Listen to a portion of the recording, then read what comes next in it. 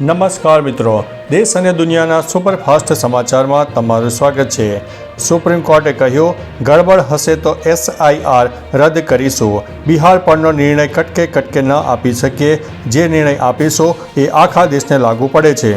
પીએમએ ભાગલપુરની 1015 acre જમીન અદાણીને સોંપી। કોંગ્રેસ નેતા પવન ખેરાએ કહ્યું કે ખેડૂતોને ધમકી આપીને જમીન લીધી, તેનો શિલાન્યાસ કરવા બિહાર પહોંચી ગયા। વાત કરીશું ક્રિકેટ મેચની। શું પાકિસ્તાન એશિયા કપમાંથી ખસી જશે? PCB મેચ રેફરીને હટાવવા પર અડગ। કેપ્ટન સૂર્યાએ પાકિસ્તાન કેપ્ટન સાથે હાથ મિલાવ્યો ન હતો।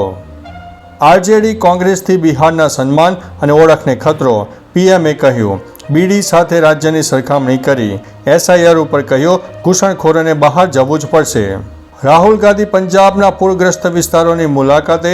અમૃતસરમાં પાણીમાં ડૂબેલા પાક અને તૂટેલા ઘરો જોયા। ગુરદાસપુરમાં ખેડૂતોને મળ્યા, ટ્રેક્ટર પર પણ સવારી કરી હતી। વરસાદની એક નવી સિસ્ટમ સક્રિય થતાં નવરાત્રિ બગડી શકે છે। 21 સપ્ટેમ્બર સુધી રાજ્યમાં મેઘમહેરની આગાહી। 18 અને 19 ગાજવીજ સાથે ભારે વરસાદની ચેતવણી। હવામાન વિભાગ દ્વારા આગામી 7 દિવસ એટલે કે 15 સપ્ટેમ્બરથી લઈને 21 સપ્ટેમ્બર સુધી રાજ્યમાં હળવાથી મધ્યમ વરસાદની આગાહી કરવામાં આવી છે, જેમાં સૌરાષ્ટ્રમાં હળવાથી મધ્યમ વરસાદની સંભાવના છે। રાજ્યમાં આગામી 5 દિવસ એટલે કે 15 સપ્ટેમ્બરથી 19 સપ્ટેમ્બર સુધી ગાજવીજ સાથે વરસાદની ચેતવણી આપવામાં આવી છે।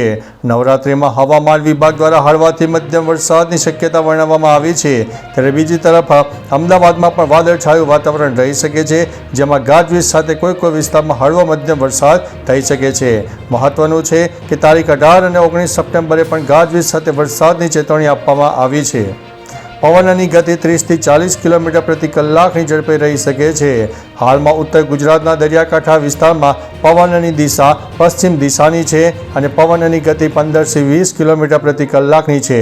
દક્ષિણ ગુજરાતના દરિયાકાંઠાના વિસ્તારોમાં આગામી 12 કલાક માટે પવનની દિશા પશ્ચિમથી ઉત્તર પશ્ચિમ દિશામાં રહેશે અને પવનની ગતિ 15થી 20 કિલોમીટર પ્રતિ કલાકની ઝડપે રહી શકે છે। એટલે મિત્રો, મહત્વનું છે કે હવે જ્યારે નવી વરસાદની સિસ્ટમ સક્રિય થઈ છે, ત્યારે આગામી નવરાત્રિમાં પણ વરસાદ પડવાની સંભાવના વ્યક્ત કરવામાં આવી છે।